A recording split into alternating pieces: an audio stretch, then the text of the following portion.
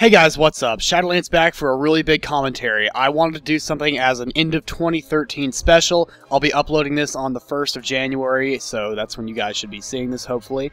But I wanted to do an end of the year state of the game special for you guys. This is going to be a slightly longer video, but I'm going to try to compress it as much as possible. I'm going to go over the ups and downs of 2013 and what I hope to see in 2014. Actually, that might be a video to come later, but I want to get into that a little bit. So I'm going to start off with the community. Overall, I'm going to give the community a pretty bad rating, actually. The community has gone extremely far downhill since the past couple of years, and I've explained why in many videos. It has to do with the hacker wave from a few years ago. But as far as the community, the way people treat each other, the community is the worst part about this game, and I think no one is really going to argue with that. There's a lot of little cliques and cliches and things that have gone around, whatever the word you want to use for it, that have really made this community not so much of a fun place to be. And a lot of YouTubers, a lot of people have quit because of this. And to be honest, if it wasn't for Tears of Fear and YouTube, I probably would have quit by now anyway, just because of the community. But granted, I have you guys here, and that's more than enough to keep me occupied and interested in the game. Next up is hackers. I think hackers have gotten a lot better, actually. I don't think closet hacking is as important as it used to be. Usually it's used for power leveling or something that's less important. Now, I'm not saying there's no such thing as hackers anymore, because there definitely are. But I think hackers have gotten a lot better. There aren't as many hacks out anymore. No more big companies want to support this game because it's a dying game. Sad to say, but it's true. So no one's actually making hacks of the game anymore. Granted, the ones that are still around are getting patched pretty quickly, and I think Nexon is very well on top of it. Next up is weapon releases. I think the weapons we've seen this year have been pretty phenomenal. I'm really happy with a lot of the things that came out. The AR-15 double barrel, not too overpowered, but tons of fun to use. The PP-2000, a lot of guns came out this year, and they're a lot of fun to use. I think we have some really cool additions to the Combat Arms arsenal. That's what the game used to advertise so heavily, is over 300 weapon choices, and now I think it's getting close to 500 if it hasn't surpassed that already. But we already have a lot of guns in the game, and I think the additions we had this year were really cool. We got to see the end of the SMG wave with the Magpul, and a lot of other guns that came out near the very start of the year, and I think we had some really good weapons come out this year, and I am really thrilled to have been able to review a lot of them. Next up is the weapon giveaways. This is another downer. I really hate Nexon for their weapon giveaways. I liked their Combat Arms EU business model a lot more than their NA one. Their NA one is their big money grubber. That's where they want to make all their money because most people would play that game. Now EU is actually on the rise right now because the game has not been infested with a ton of weapon giveaways. Now granted, I hope it stays that way for a long time, and I might even be considering moving over there eventually, but it's not going to happen anytime soon. Maybe near the end of 2014, but not now. It depends on the state of the game at the end of this coming year. But I think the weapon giveaways have been a real downer. I do not like how they're handing out a lot of NX rares and stuff.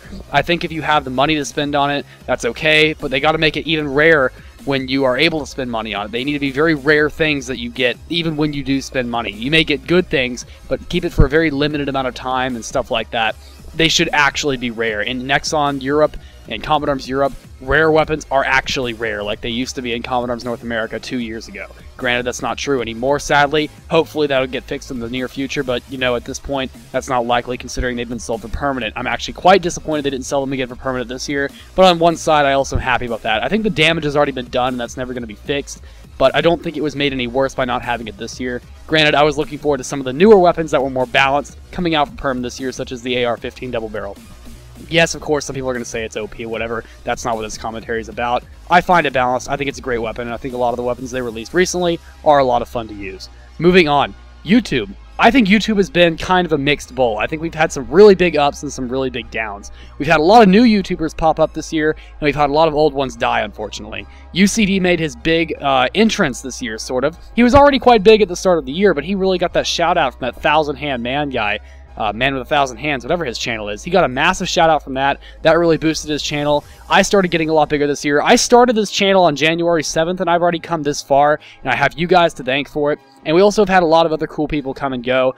We've had Karo Satan and a lot of those other YouTubers get really big, and I've been able to start the top 5 videos of the week this year, and we've had a lot of new smaller YouTubers rise up and make montages and other cool videos for us all to watch. On the other hand, we've also lost some good YouTubers like Arctic Dropshot, and Backstar more or less has officially announced that he won't be doing Combat Arms videos anymore, but on the upside, he is back with more commentaries. This has been a nice addition in the past couple of weeks, so thrilled to see him back. He was my starting model and my inspiration for YouTube in the first place. Before you guys, anyway. Nowadays, it's just you guys. I love you guys.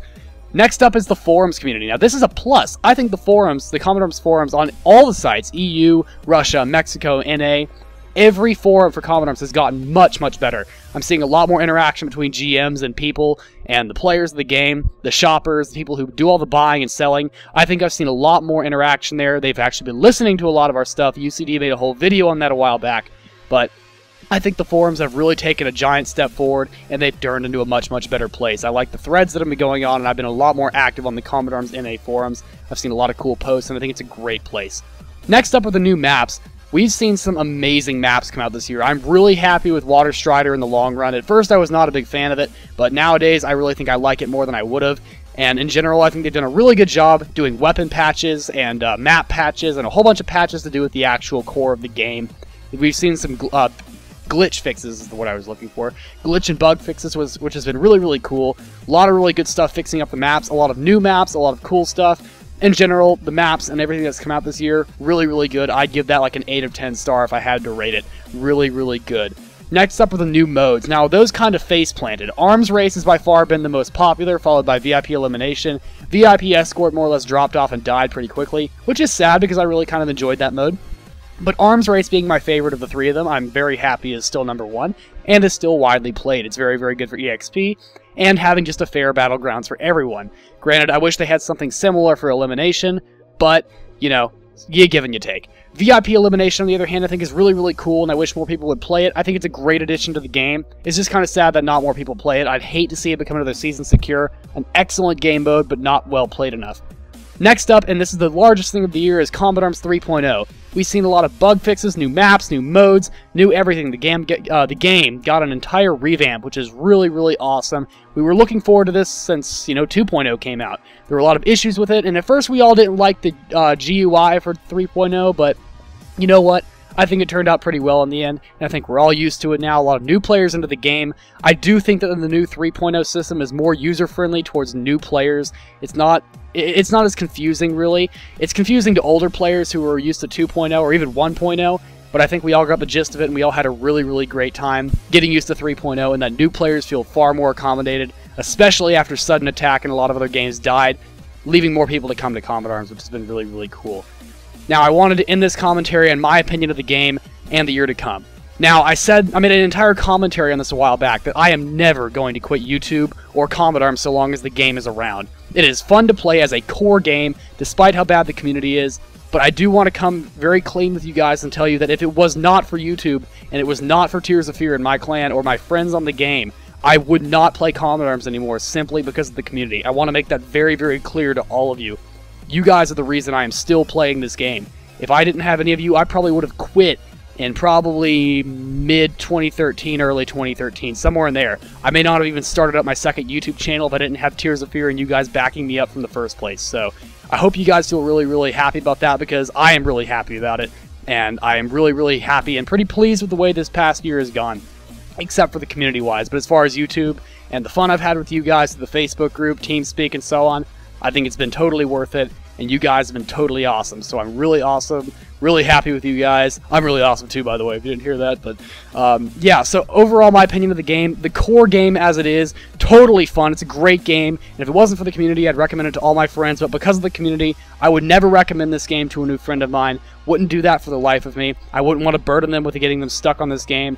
Do I think it's kind of a waste of time? Yeah, but if you think about it, most games are, and that's the way I'm going to end this commentary, guys. I'm sorry it's kind of on a sad note, but on the upside, I think we have a lot of good stuff to look forward to in 2014. With the new Common Arms 3.0 patch, the game is capable of a lot more. All the new GUI stuff they put in, all the new stuff they put into the Common Arms engine for 3.0. There's a lot of new stuff that they are able to do now. It's a much more flexible system, so I think we're going to be seeing a lot of really cool updates. And with the M417 Tau upgrade that came out these past few weeks, I expect we're going to see some more stuff along those lines. So start saving up your silver coins, because I do believe we're going to see more of that. Nexon would not have put in that massive integration system if they were not going to continue to use it.